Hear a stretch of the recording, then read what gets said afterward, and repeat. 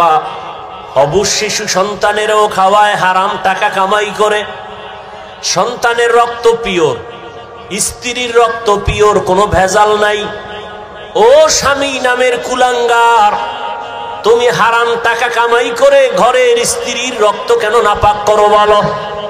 ও বাপ নামের কলঙ্ক, তুমি হারাম টাকা কামাই করে তোমার অবুঝ সন্তানের রক্ত পবিত্র কেন নাপাক করো হারাম খাওয়াইয়া? আল্লাহর কাছে নিজের জবাবই দিতে পারবা না, আবার সন্তানটির জবাবও মাথায় নিলা। এমন বাপ হইছো কেন? বউ যদি চালাইতে না পারো বিয়া করছো কেন? রোজা রাখ 12 মাস। সন্তানের হক আদায় করতে না পারলে সন্তান নিছো কেন?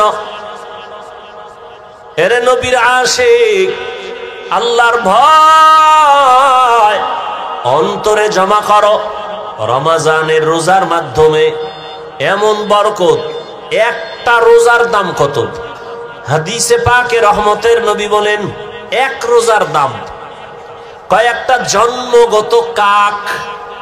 কি চিনেন তো? একটা কাক, জন্মগত কাকের হায়াত অনেক বেশি। কাকের হায়াত কি অনেক বেশি। একটা কাক জন্ম থেকে উঠাই ডানা মেলে যখন উঠতে শুরু করে খোলা আকাশে, ও যদি উঠতে উঠতে উঠতে উঠতে সামন দিকে যাইতে যাইতে যাইতে যাইতে বুড়া হইয়া যায়। কাকের হায়াত অনেক বেশি। বলে কত? কিতাবে আসছে 1000 বছর কমপক্ষে। তাহলে একটা কাক যদি জন্ম থেকে 1000 বছর খালি উড়ে, কত দূর যাবে? ক্যালকুলেটরে ধরবে? কম্পিউটারে আসবে? নবীজি বলেন একটা কাক জন্ম থেকে উঠতে উঠতে বুড়া হইতে হইতে কত দূর গেল? একটা রোজাদার এক রোজার বরকতে জাহান্নামের আগুন থেকে তত দূরে সরে যাবে।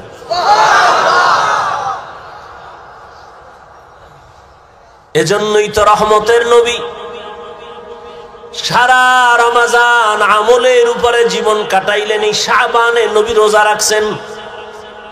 নবী বলেন প্রস্তুতি নাও, রমজানের রোজার মাধ্যমে তুমি নিজেকে পবিত্র বানায় নাও।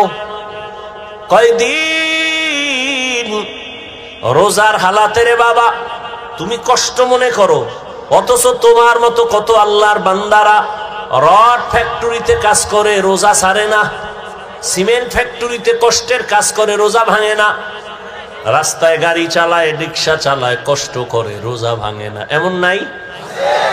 তাহলে তুমি ছাড়ো কেন?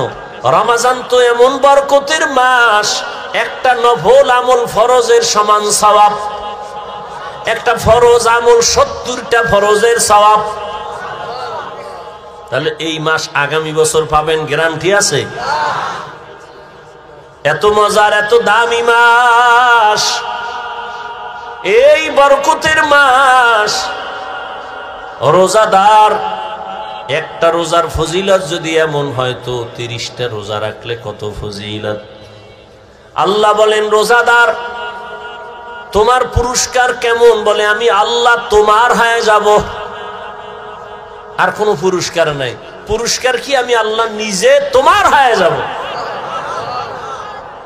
কোন রোজাদার? আবার রোজাদারের মধ্যেও কিছু ভেজাল আছে। রোজা রাখে ঠিক, কিন্তু তারাবির নামাজ পড়ে না।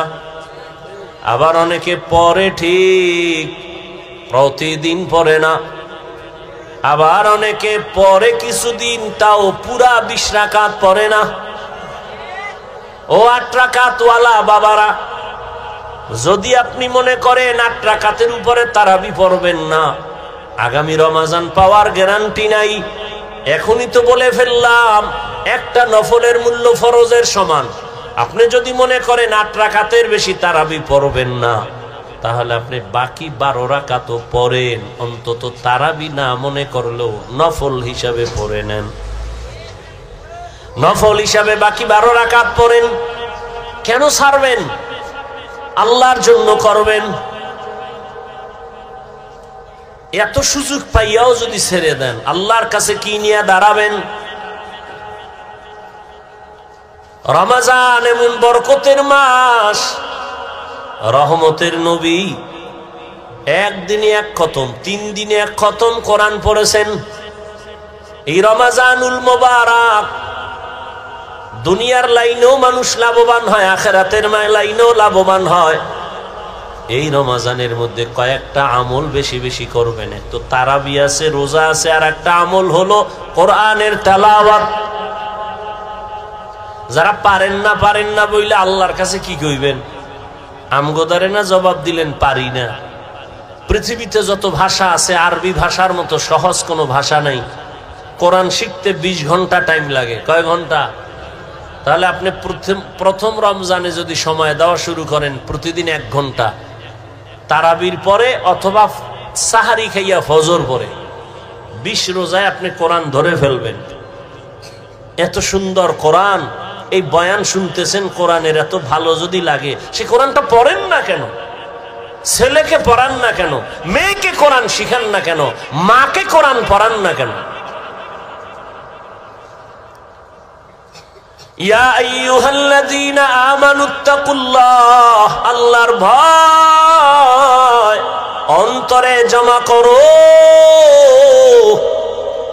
এখন ভয়টা কি? আমি যদি সবাইকে জিজ্ঞাসা করি কারা কারা আল্লাহকে ভয় করেন, জিজ্ঞাসা করা মাত্রই সবাই হাত উঠাবে না?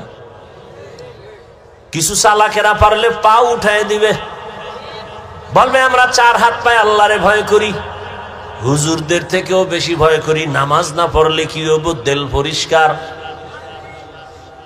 অথচ আজকে ফজর পড়ে নাই, জোহর পড়ে নাই, আসর পড়ে নাই, মাগরিব পড়ে নাই, এশাও পড়ে নাই।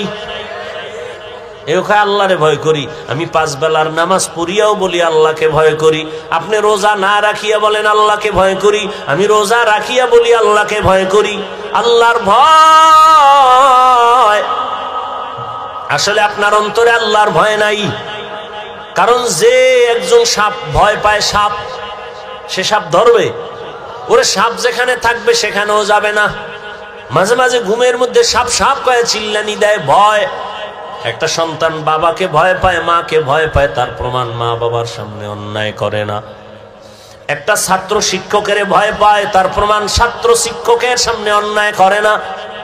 ঠিক এই জমিনে যেই মানুষ আমার আল্লাহকে ভয় করবে, ওই বান্দা গলায় ছুরি লাগাবে, দাড়ির মধ্যে কখনো অস্ত্র লাগাবে না।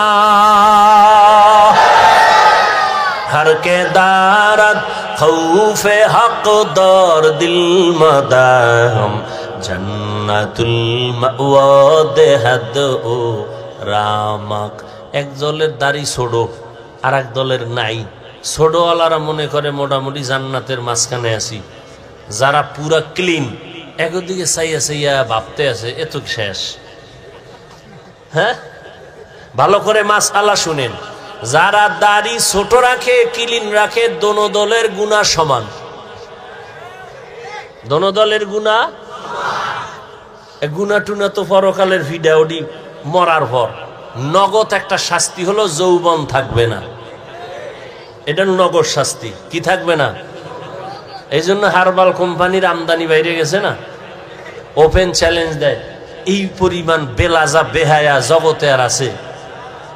১৫০০ বছর আগে রসুল বলে গেছেন, লা ইমানা লিমান লা হায়া আলা, যাদের লজ্জা নাই ওদের ইমান নাই। আর মোবাইল তো আরো লজ্জা নষ্ট করে ফেললো।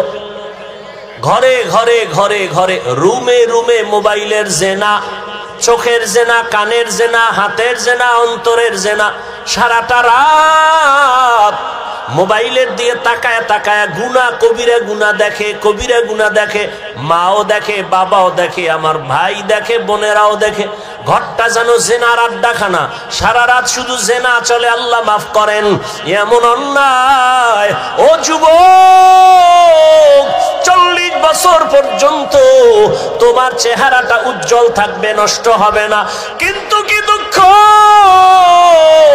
আজ তোমার চেহারা দিয়ে তাকাইলে কেন মায়া লাগে না? কেন চেহারায় নূর নাই? মোবাইলের গুনার কারণে চেহারা নষ্ট হয়ে গেছে। আর কুলাঙ্গার কিছু বাপ আছে, সাহারি খাওয়ার সময় মা ডাকে, বাবা ওঠ, 2 একটা রোজা রাখ। বাবা একে খবরদার রোজা রাখাই ওনারে বিবি, রোজা রাখলে ছেলেটার চেহারাটা নষ্ট হয়ে যাবে। ওই বাবারে পাইলে জিজ্ঞাসা করতাম, এই বাপ নামের কলঙ্ক, সন্তান রোজা রাখলে তোমার চেহারাটা নষ্ট হবে। সন্তানের মোবাইলে আকাম কইরা কইরা যে চেহারাটা নষ্ট করলো, বলো কোন বিউটি পার্লার তোমার চেহারাটা ভালো করবে? আল্লাহর কসম, মৃত্যু পর্যন্ত দুনিয়ায় কোনো মেডিসিন নাই যে সন্তানের চেহারাটা ভালো করবে। বরং 40 বছরের আগে চেহারা থাকবে উজ্জ্বল, কোনো মেডিসিন মারবি চেহারা ডিসকালার হবে, গোডা হবে, এ গোডা আর যাবে না। হ্যাঁ, যদি নেক আমল করো, তওবা করো, চেহারা আবার ফিরে আসবে। আর ঠিক মতো 5 বার ওযু কর, চেহারায় কোনো ক্রিম লাগবে না, আল্লাহর কসম। 5 বেলা ওযু কর, ওযু করবি, চেহারার নূর বেড়ে যাবে। তখন তোর নেকাব লাগায় চলতে হবে, নাহলে যে দেখবে হেই পাগল হয়ে যাবে। বলবা হাফিজ ভাই তোমার না, আমিও তোমাকে বলছি ঠিক, আমিও পরিপূর্ণ গুনাহমুক্ত হতে পারি না। যে ব্যক্তি গুনাহমুক্ত হবে, ও জিহ্বা দ্বারা যা চাইবে নগদ আল্লাহ সাথে সাথে দিয়ে দিবেন। যার চোখ পবিত্র, ও অনেক কিছু দেখবে যা সাধারণ মানুষ দেখবে না। যার জবান পবিত্র, ও যা চাইবে যখন চাইবে আল্লাহ তখন দিবেন। তো পবিত্র না তো। ভাইরা আমার, আল্লাহ গুনার কারণে চেহারা নষ্ট হয়, নেক আমলের কারণে চেহারা সুন্দর হয়, ভালো হয়। এরে আল্লাহর গোলাম, এই জন্য আল্লাহ বলেন আমার ভয় অন্তরে জমা করো। আল্লাহর ভয় যদি থাকে, ওই বান্দা মরিয়াও গেলে গুনার কাছেও যাবে না। এরে আল্লাহর বান্দা, ও আমার যুবক, আমি তোমাকে এতক্ষণ বয়ান যা করতেছি একবারও কিন্তু বলি নাই তুমি আমার মতো টুপি লাগাও। আমি একবারও বলি না আমি কওমি মাদ্রাসায় লেখাপড়া করেছি, তোমরাও মাদ্রাসায় যাও। আমি দাওয়াত ও তাবলীগের লাইনের সন্তান, কিন্তু একবারও বলি না তুমি তাবলীগে যাও। আমি কওমি মাদ্রাসার সন্তান, আমি পীরের মুরিদ। আমি কির মুরিদ? খালি মুরিদ না, লাখে একটা মুরিদ আমি। কেমন মুরিদ যে পীর মুরিদির বিরুদ্ধে যারা, তাদের বিরুদ্ধে আমি যুদ্ধ ঘোষণা দিছি। কেমন যুদ্ধ?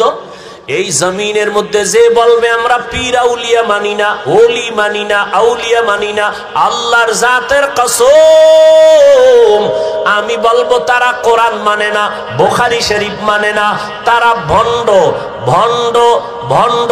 এদেরকে যারা ভণ্ড বলবে না তারাও ভণ্ড। এবার বুঝো আমি কেমন মুরিদ। কিন্তু একবারও আমি কাউকে বলি না ও বাবারা তোমরা পীরের দরবারে যাও। বলবো কি? আমি বলবো ও যুবক, তুমি স্কুলে পড়ো ধন্যবাদ, তুমি চাকরি করো ধন্যবাদ, তুমি কলেজে পড়ো ধন্যবাদ, তুমি ব্যবসা করো ধন্যবাদ, আমি তোমার জন্য দোয়া করে গেলাম বাবা। তোমার মাদ্রাসায় যাওয়ার কোনো প্রয়োজন নাই। ও বাবা তুমি যেই লাইনে আছো থাকো, তবে আমি দোয়া করি তুমি একজন ব্যবসায়ী হও, চাকরিজীবী হও, ডাক্তার হও, ইঞ্জিনিয়ার হও, তুমি একজন প্রফেসর হও, তবে একটা দাবি ছোট, বেয়াদব জীবনে হইও না রে বাবা। বলবা হাফিজ ভাই বেয়াদব হব না, তার ব্যাখ্যা কি? 3 জায়গায় বেয়াদবি করবা না তো মরার আগে জীবনটা নষ্ট হয়ে যাবে। 1 মা বাবার সাথে বেয়াদবি করবা না, 2 শিক্ষকের সাথে বেয়াদবি করবা না, 3 ওলামায়ে কেরাম মুরব্বিদের সাথে বেয়াদবি করবা না। মা বাবার সাথে যদি খারাপ আচরণ করো, বদদোয়া করা লাগবে না। মা কষ্ট পায় যদি বলে আহ, এই যে একটা নিঃশ্বাস, এটা আগুন হয়ে তোর কপাল পুড়ে ফেলবে। শিক্ষক যদি তোর আচরণে কষ্ট পায় বলে আহ, এই নিঃশ্বাসটা তোর কপালে লাগলে তুই শেষ। আলেমের অন্তরে কষ্ট দিলে, আলেম যদি আহ শব্দ বলে তোর কপাল শেষ। এই জন্য বলি তুমি ডাক্তার হও, বেয়াদব হইও না। ইঞ্জিনিয়ার হও, বেয়াদব হইও না। চাকরিজীবী হও, বেয়াদব হইও না। তুমি ব্যবসায়ী হও, বেয়াদব হইও না। মা বাবার দোয়া নাও, শিক্ষকের দোয়া নাও, উলামায়ে কেরামের দোয়া নিয়ে সামনে আগাও। তো ডাক্তার হলেও তুমি সফল, ইঞ্জিনিয়ার হয়েও তুমি সফল, তুমি ব্যবসায়ী হলেও সফল। সবার দোয়া থাকলে দুনিয়া ধ্বংস হবে। আলেমের দোয়া যদি থাকে, মা বাবার দোয়ায় তুমি কখনো ধ্বংস হইবা না। ওই মা বাবার দোয়া নিয়া রহমতের নবীর আদর্শ মেনে জীবনটা চালাও। মা বাবার দোয়া নাও। এবার বাস্তবে একটু তাকায় দেখো তো, আমি যে কথাগুলো বললাম এই কথার মানদণ্ডে কেউ চলেনি। তোমার লাইনে তাকাও, জীবনে মাদ্রাসায় পড়ে নাই, জীবনে কোনোদিন মাদ্রাসায় যায় নাই, আলিফ বা তাও শিখে নাই। তোমার মতো জেনারেল লাইনের যুবক 5 বেলার নামাজ পড়ে, স্কুলে পড়ে, কলেজে পড়ে, নামাজ ছাড়ে না। সত্য কথাটা স্বীকার করো, আসেনি? আর কি অস শুনবা? এই অসটাই তোমার জীবনের আসল। নিজেরে বুঝাও। তোমার মতো যুবক স্কুল কলেজে পড়িয়াও যদি নামাজ পড়ে, বলো তুমি কেন পারো না রে বাবা? তোমার মতো যুবক তাকায় দেখো, ব্যবসা করে, চাকরি করে, র্যাব, আর্মি, পুলিশ, বিডিআর, 5 বেলার নামাজি আছে। তোমার বিবেকের কাছে প্রশ্ন, বলো তুমি কেন পারো না রে বাবা? তোমার মতো যুবক ডাক্তার, প্রফেসর, ইঞ্জিনিয়ার, 5 বেলার নামাজি, অভাব নাই, রাস্তায় গাড়ি চালায়, 5 ওয়াক্ত নামাজ পড়ে নাই, বলো তুমি কেন পারবা না রে বাবা?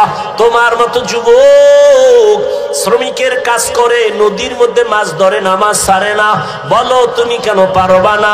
এরে পর্দার আড়ালের আম্মা জান, আল্লাহ আপনাকে অনেক সম্মান দান করেছেন, রহমতের নবী সম্মানিত করেছেন। এত সম্মান আল্লাহ ইসলামের দ্বারা, নবীর মাধ্যমে আল্লাহ এত সম্মান মাদেরকে দান করেছেন, দুনিয়ার কেউ দিতে পারে নাই। বরং দুনিয়াতে যারা দিব দিব বলে চাপাবাজি করে, ওরা সব নারীর বড় দুশমন। হিন্দু ধর্মে নারীর সম্মান বাড়াতে পারে নাই, খ্রিস্টান ধর্মে নারীর সম্মান বাড়াতে পারে নাই, ইহুদি ধর্মে নারীর সম্মান বাড়াতে পারে নাই। বরং সম্মানের নামে তারা নারীদেরকে করছে অপমান। একমাত্র ইসলাম নারীর সম্মান দিয়েছে, কিন্তু অনেকে বুঝে না। আর পুরুষের তুলনায় নারীদের জ্ঞান তো সৃষ্টিগতভাবে অর্ধেক। জন্মগতভাবে, সৃষ্টিগতভাবেই নারীর জ্ঞান পুরুষের তুলনায়। এরপর যদি নারী আবার বেগানার নজরের বরকত লাগায়, তাই তো আরো কমে। এরপরে যদি খায় হারাম, তো আরো কমে। এই মেধা দিয়া যদি চিন্তা করে, আল্লাহ নারীর উপরে ইনসাফ করে নাই। কয় কেমনে? কয় বাবার সম্পদ, ছেলে পাবে ডবল, মেয়ে পাবে সিঙ্গেল। আল্লাহ মেয়েদের কম দিলেন কেন? মেয়েদেরকে কম দিয়েও ছেলেদের বেশি দিয়েছেন। এই বুঝার মতো আম্মা জানের মেমোরির জিবি নাই। এই মিয়া 1 জিবি আর 4 জিবি সমান। আপনার জিবি 1, আপনি 4 জিবি লয়ে যদি ধাক্কা ধাক্কি করেন, তা আপনারটাতে হ্যাং হয়ে যাবে। আরে আম্মা জান, আপনাকে অর্ধেক দিয়াও ছেলের থেকে বেশি দিছে। এটা বুঝার মতো মেধা বুঝি আল্লাহ আপনাকে দেন নাই রে মা। ছেলে পাবে বাবার থেকে 2টা, আর মেয়ে সব জায়গায় পাবে কি? বাবার থেকে পাবে, স্বামীর থেকে পাবে, ছেলে মেয়ের থেকে পাবে। এরপরে যদি কয় বাপ নাই, ছেলে নাই, মেয়ে নাই, কিচ্ছু নাই, আমি একা। আল্লাহর আইন হলো, ইসলাম কয় নারীদেরকে ঘরে বসাইয়া বসাইয়া সম্মানের সাথে ওরা খাবে আর ঘুমাবে, সরকার ওদের সব খরচ দিবে। নারীদের কষ্ট দেওয়া যাবে না। কত সম্মান ইসলাম দিয়েছে, কিন্তু কুলাঙ্গারেরা ভুল মেসেজ দিয়া নারীদেরকে বেপরদায় নামাচ্ছে। পরিণামে নারীরা হচ্ছে আরো অপমান। এরে আম্মা জানেরা, এত সম্মান আল্লাহ আপনাদের দান করেছেন। এ দুনিয়া আপনারা যদিও নবী না, তবে সব নবীদের মায়ের মতো মা। সাহাবাদের মা, আপনারা আলেম হাফেজে কোরআনের মায়ের মতো বড় দামি মা। এরে আম্মা জান, আপনারা তো খাদিজা রাদিয়াল্লাহু আনহার মতো নারী, ফাতেমা রাদিয়াল্লাহু আনহার মতো নারী, আয়েশা রাদিয়াল্লাহু আনহার মতো নারী, ইসমাঈল নবীর মা হাজেরা আলাইহা সালামের মতো দামি নারী। আপনারা তো ঈসা নবীর মা মারিয়াম আলাইহা সালামের মতো দামি নারী। এই দুনিয়াতে আল্লাহর এক বড় দুশমন ছিল ফেরাউন। নাম শুনছেন? বলেন তার স্ত্রীর নাম কি? আসিয়া। এত বড় বেঈমানের ঘরে থাইকা আমার আল্লাহর এত পেয়ারা রহমতের নবী বলেন, কিয়ামতের দিন আমি মুহাম্মদের সাথে আসিয়ার সাথে বিয়া হবে জান্নাতে। এরে আম্মা জানেরা, এত বড় বেঈমান ফেরাউনের ঘরে থাইকা আম্মা জান আসিয়া যদি এত দামি হতে পারে, ফেরাউনের টাকার অভাব নাই, ক্ষমতার অভাব নাই, মিশরে দাবি করে আমি বড় খোদা, কিন্তু তার ঘরে থাকিয়া আসিয়া আমার আল্লাহকে এত আপন করে নিলেন। আসিয়া এত কষ্ট ফেরাউন দিয়েছে, ধৈর্য ধারণ করে আল্লাহকে ভুলে নাই।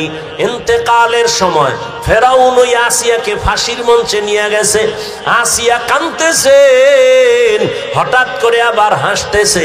ফেরাউন কয়, কান্না বন্ধ করে হাসো কেন রে আসিয়া?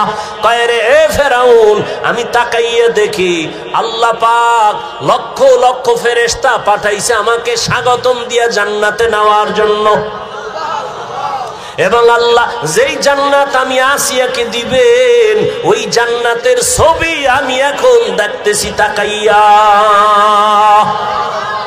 এত বড় বেঈমানের ঘরে থাকিয়া এই আসিয়া যদি আল্লাহর পেয়ারা হয়ে যেতে পারেন, এরে পর্দার আড়ালের আম্মা জান, এই দুনিয়াতে যত ভালো ভালো সন্তান আসছে আম্মা জান আপনাদের আদর্শের কারণে, দুনিয়ায় সব ভালো সন্তান মায়েদের অবদানের কারণে।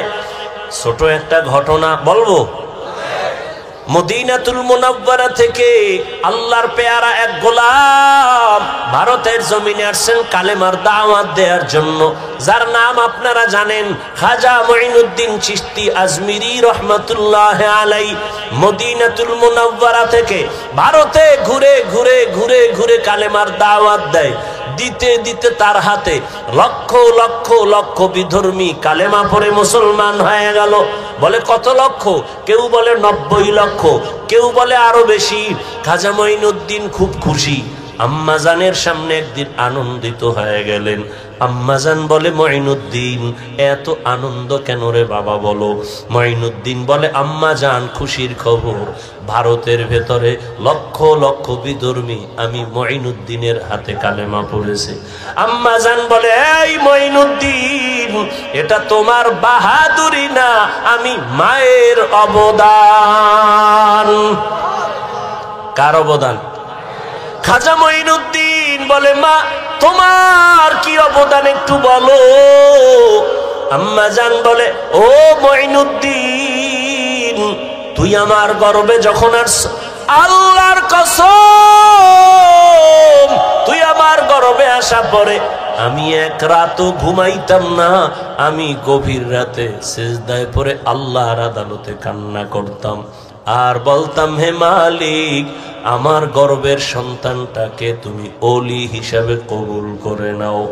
আমি এভাবে কান্না করে করে যখন তুই দুনিয়াতে আসছো, এই মুঈনুদ্দিন, আমি মা তোকে যতদিন আমি দুধ পান করাইছি, আল্লাহর কসম, আমি যতদিন তোকে দুধ পান করাইছি, আমি মা এক ফোঁটা দুধও বিনা অজুতে তোর মুখে দেই নাই।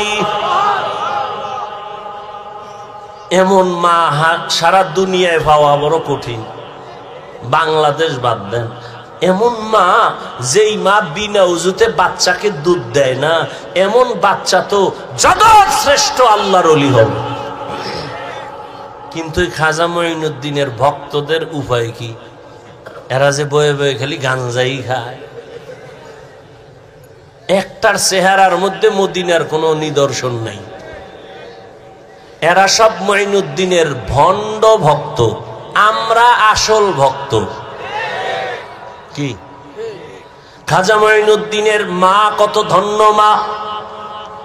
খাজা মঈনুদ্দিন চিশতি আজমিরি 5 ওয়াক্ত নামাজ পড়েন নাই না, সন্দেহ? মাঝে মাঝে বিড়ি টিড়ি খাইছেন, দাড়ি ছিল না? হ্যাঁ, আপনারা কি ভক্ত হইলেন? এই ভক্ত হয়ে কি নাজাত পাওয়া যাবে? কোনদিন পাওয়া যাবে না। এখনো সময় আছে, তওবা করেন। কয়দিন আর দুনিয়ার বাহাদুরি করবেন? চোখের সামনে আপন আপন সব চলে যাইতেছে। বিশেষ করে আমার যুবক, ইদানিং কালে যুবকের মরণের লাশ আর লাশ।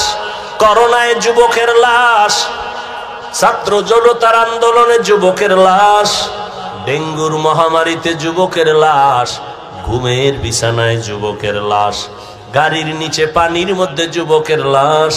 ও আল্লাহর বান্দারা, এখনো সময় আছে, তওবা করে নাও। ও পর্দার আড়ালের আম্মা জান, আপনার মতো কত মা এখনো আছে বেপর্দায় চলে না, নামাজ ছাড়ে না, মোবাইলে সময় নষ্ট করে না, স্বামীর মাল খেয়ানত করে না।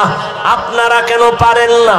একটা সন্তানকে আদর্শ সন্তান বানাবেন, একটা সন্তানকে আদর্শ ডাক্তার বানাবেন, আদর্শবান চাকরিজীবী বানাবেন, আদর্শবান একজন ব্যবসায়ী বানাবেন। সন্তান ডাক্তার হইয়াও আপনার জন্য দোয়া করতে ভুলবে না। এরে আম্মা জান, ও বোনেরা, আপনার মতো কত মা বোন এখনো পর্দা করে, নামাজ পড়ে, আল্লাহর ভয় অন্তরে জমা করিয়া রমাজান সামনে তওবা করে ফেলেন। আর বেপরদায় চলবেন না, আর নামাজ ছাড়বেন না। মা বাবার দোয়া নিয়া স্বামীর মাল হেফাজত করবেন। স্বামীর মাল এটা আপনারই মাল, স্বামীর মনে করে খেয়ানত করবেন না। মোবাইলে সময় নষ্ট করবেন না। অবৃদ্ধ বাবাজিরা, আপনার মতো কত বুড়ারা মসজিদে গিয়া নামাজ আদায় করে, বলেন আপনি কেন পারেন না? ও আমার কলিজার যুবক, এখনো সময় আছে, তওবা করো, অন্তরকে বুঝাও। মনে জীবনে কত মন গড়া ভাবে চলছো, মনের চাহিদা মিটাইয়া গুনাহ করেছো। মনে চাইছে নামাজ পড়বা না, পড়ো নাই। মনে চেয়েছে পার্কে যাবা, দৌড়ায় গেছো। মনে চাইছে দাড়ি কাটবা, কেটে ফেলেছো। এখন আল্লাহর ভয় নিয়ে তওবা করো। মনে মনে আল্লাহকে বলো, হে আল্লাহ, জীবনে তো গুনাহ কম করি নাই, আজকে থেকে তওবা করে নিলাম, আর নামাজ ছাড়বো না, বেপরদায় চলবো না, মা বাবার সাথে বেয়াদবি করবো না। শিক্ষকের দোয়া নিয়া, উলামায়ে কেরামের পরামর্শ নিয়া, নবীজির আদর্শ মেনে চলবো। আল্লাহর কাছে যদি খাঁটি মনে তওবা করতে পারো, আল্লাহ তোমার জীবনের গুনাহ মুহূর্তে মাফ করে দিবে। মনেরে শুধু বুঝাইও রে মন, তোমার মতো যুবক যদি জেনারেল লাইনে থাকিয়া চাকরি করে, ব্যবসা করে, লেখাপড়া করে, নামাজ পড়ে, তুমি কেন পারবা না? আল্লাহর কাছে তওবা করে নেও। ও বাবা, তোমরা কি মনে মনে ভাবছো আমরা সব পাগল হয়ে গেছি? না না, এরে দুনিয়ায় সবাই পাগল হইয়া সব দুনিয়াতে মরার আগেই ধ্বংস হয়ে যায়। আর আমরা নবীর আদর্শে নামাজ পড়ি, পর্দা করি, কেউ আমরা পাগল হই নাই। আল্লাহর কোরআন সত্য, নবীর কথা সত্য। গুনাহ নিয়ে কবরে গেলে জাহান্নামের আগুনে জ্বলতে হবে, তাও সত্য। এখনো সময় আছে, তওবা করে নেও। অন্তর যদি তৈরি হয়ে থাকে, মার গুনাহ করবা না, নামাজ ছাড়বা না, বেপরদায় চলবা না, দাড়ি কাটবা না। মা বাবার দোয়া নিয়া, শিক্ষকের দোয়া নিয়া, উলামায়ে কেরামের পরামর্শ নিয়া, নবীর আদর্শ নিয়া চলবা। তওবা করার মতো যদি কারো অন্তর তৈরি হয়, মুনাফিকি যদি না থাকে, খাঁটি তওবার নিয়ত যাদের আছে, দুটো হাত আমার আল্লাহকে দেখাইয়া দাও। আয় আল্লাহ, হাতগুলো কবুল করে নেন, তওবা কবুল করে নেন। তওবার উপরে মজবুত হইয়া আমাদের সবাইকে গুনাহ মুক্ত হয়ে চলার তৌফিক দান করেন, আমিন। আলহামদুলিল্লাহি রাব্বিল আলামিন, ওয়াসসালাতু ওয়াসসালামু আলা সাইয়্যিদিল আমবিয়াই ওয়াল মুরসালিন ওয়া আলা আলিহি ওয়া আসহাবিহি আজমাইন। ইয়া আরহামার রাহিমিন, ইয়া আরহামার রাহিমিন, ইয়া আরহামার রাহিমিন। রব্বিরহামহুমা কামা রব্বায়ানি সগীরা। আল্লাহুম্মা ইন্নাকা আফুউন কারীম তুহিব্বুল আফওয়া ফা'ফু আন্না।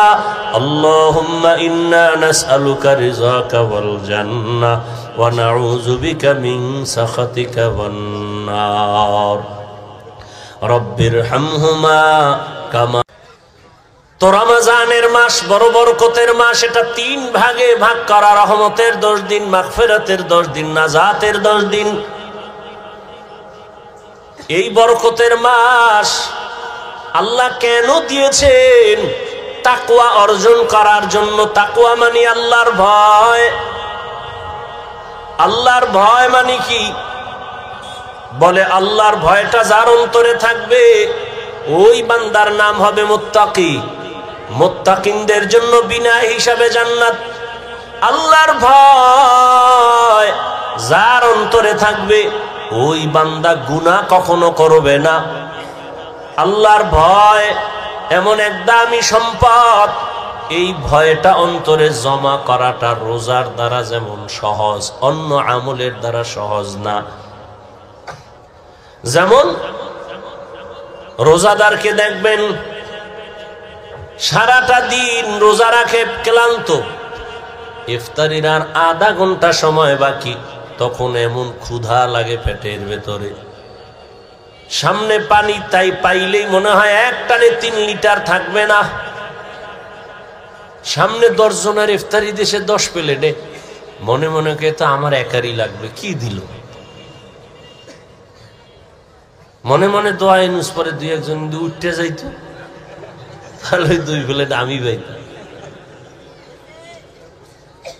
যদি বলা হয় এই রোজাদার বুঝছি খুব ক্ষুধা, তুমি দরওয়াজা জানালা বন্ধ করে যাও, একটা রুমের মধ্যে ঢুকে তুমি পানি পান করো একা একা, কেউ দেখবে না, কোন রোজাদার করবে নি।